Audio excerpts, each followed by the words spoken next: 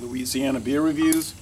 Banks Caribbean Lager, the legendary Caribbean beer, brewed in Barbados and other Eastern Caribbean locations, imported by Stansfeld Scott of Oldsmar, Florida. I bought this at Calandro's grocery store on Perkins Road in Baton Rouge, Louisiana. Alright, Caribbean Lager since 1955. Which is weird because on the website they give the history of the beer and it's talking about 1961, so whatever. We know it's been around for over 50 years. 4.7% alcohol. It's like the #1 beer down there.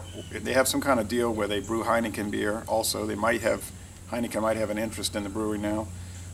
They do the Heineken brewing down in the Caribbean. I've already poured it. I did a video already, but I didn't like the way it came out. It was too rambling and naturally.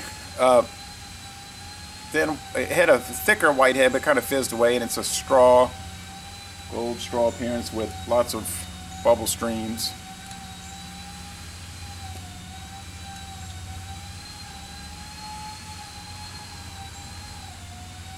Like I was saying already before, it's got that Euro style, that Heineken Grolsch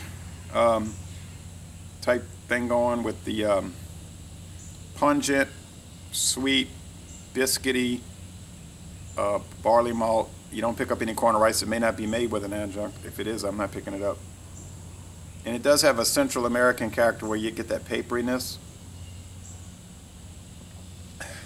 There's a slight hop bitterness to balance it out, but this would not be considered a hoppy beer. I'm sure the IBUs are no more than 12 at the most. The mouthfeel is medium, light to medium, and the finish is crisp, refreshing, and highly drinkable. You can see down in the Caribbean where the average temperature is about 80 degrees, this would be a super popular beer.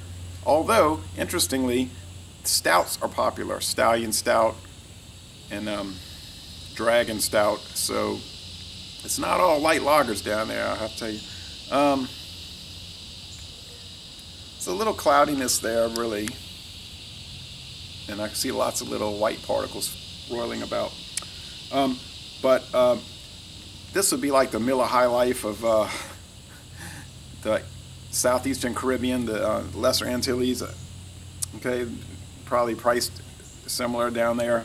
It's expensive over here because it's an import. I wouldn't pay import prices, but if I was down there and it was low price, I'd buy it. I mean, I'd give it an A-. It's excellent for what it is, a light Caribbean style lager. And if you see it, I think it's worth checking out. The Whole of Their Lives is a book from 1948 by Benjamin Gitlow, who was a decades-long member of the Communist Party.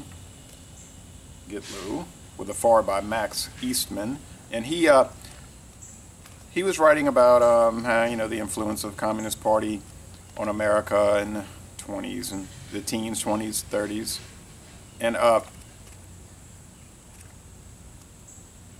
the influence of Stalinism. And but then he was also talking about, and he had defected from the communist movement, and a lot of people in the late 40s did, and they started reporting on it, people like Whittaker Chambers, other people like that.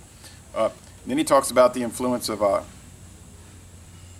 Trotskyite communism, which today, in 2014, is probably more or as influential in American life as the old Orthodox communism, I guess you'd say, or Stalinism.